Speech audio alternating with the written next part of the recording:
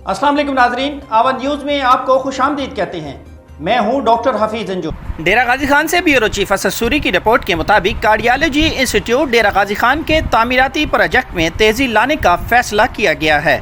मनसूबा की बरवक्त तकमील के लिए हायल रुकावटें दूर करने के अहकाम जारी किए गए हैं। कमिश्नर डॉक्टर इरशाद अहमद ने इजलास मुनक्किद करते हुए महकमों को टास्क दे दिया। डेरा गाजी खान में Sardar Fateh Mohammad Khan Buzdar institute of cardiology के तामीराती प्रोजेक्ट में तेज़ी लाने का फैसला किया गया है। कमिश्नर डॉक्टर इरशाद अहमद ने इजलास मुनक्किद करते हुए अफीसरान को मनसूबा की बरवक्त तकमील के लिए हायल रुकावटें दूर करने के अहकाम जारी कर दिए हैं।